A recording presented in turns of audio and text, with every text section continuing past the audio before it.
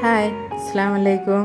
മസാലയൊക്കെ നന്നായി പൊതിഞ്ഞിരിക്കുന്ന വിധത്തിലുള്ള തിക്ക് ഗ്രേവിയോട് കൂടിയൊരു അടിപൊളി മത്തി വറ്റിച്ചെടുത്തതാണ് ഇന്ന് ഷെയർ ചെയ്യണത്.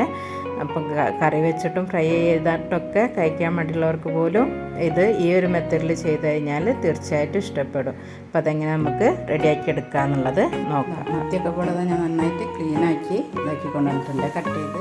അപ്പോൾ ഒരു നോർമൽ സൈസുള്ള ഒരു സവാള, ചെറുതായതുകൊണ്ട് 2 തക്കാളി എടുത്തിട്ടുണ്ട്, 2-3 പച്ചമുളക്, പിന്നെ ചെറിയൊരു 2 കഷ്ണം ഇഞ്ചിയും വെള്ളുള്ളിയും കറിവേപ്പില എടുത്തിട്ടുണ്ട്. ഇനി നമുക്കിതൊക്കെ ഒന്ന് മുറിച്ചെടുത്തിട്ട് വരാം. അപ്പോൾ ഇവിടെ എല്ലാം മുറിച്ചെടുത്ത് റെഡിയാക്കിയിട്ടുണ്ട്. ഇനി ഞാനതിലേക്ക് ചേർത്ത് കൊടുക്കുന്നത് ഒരു 1/2 ടീസ്പൂണ് മഞ്ഞൾപ്പൊടി, 2 ടീസ്പൂണ് മുളക് പൊടി, ഒരു 1.5 ടീസ്പൂണ് മല്ലിപ്പൊടിയാണ്. അതിൻ്റെ കൂടെ തന്നെ അതിലേക്ക് ആവശ്യത്തിനുള്ള ഉപ്പും കൂടെ ചേർത്ത് കൊടുക്കുക. പിന്നെ ഞാനിത് അവിടെ ഒരു നെല്ലിക്കൻ്റെ വലുപ്പത്തിലുള്ള വാളംപുളി, അത് നല്ല ചൂടുവെള്ളത്തിലിട്ട് വെച്ചതായിരുന്നു. അപ്പോൾ നന്നായിട്ട് അതിൻ്റെ ജ്യൂസൊക്കെ ഇതായിട്ട് വന്നിട്ടുണ്ട്. ഇനി നമുക്കിതും കൂടെ ഒന്ന് അതിലേക്ക് ഒഴിച്ച് കൊടുക്കാം.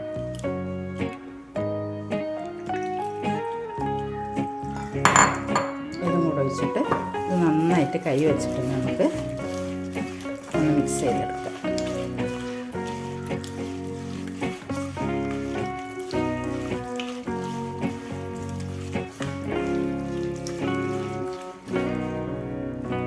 ഇതിലേക്ക് കുറച്ചുകൂടെ വെള്ളം ഞാൻ ഒഴിക്കുന്നുണ്ട്.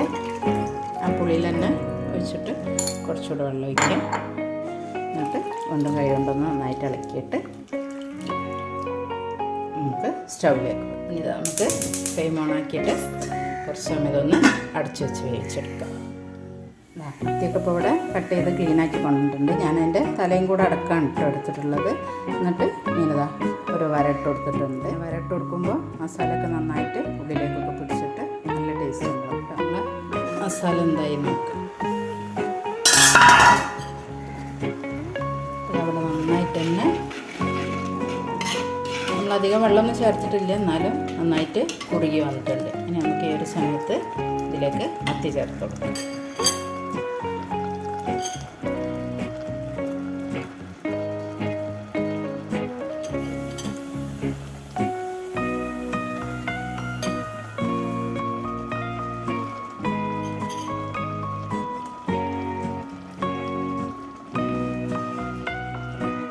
തലയും കൂടെ അടക്കെടുക്കുമ്പോൾ നല്ല ടേസ്റ്റാണ് കേട്ടോ. ഇങ്ങനെ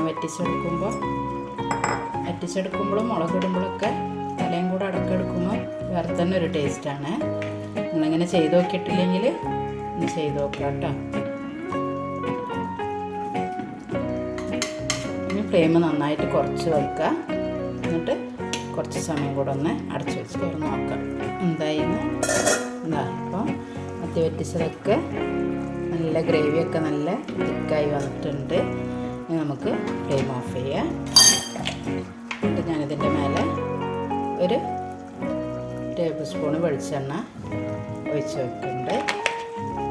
അതിൻ്റെ കൂടെ തന്നെ 2 തണ്ട് കറിവേപ്പില ഇട്ട് വെക്കാം. ഇങ്ങനെ തന്നെ അടച്ച് വെക്കാം കേട്ടോ.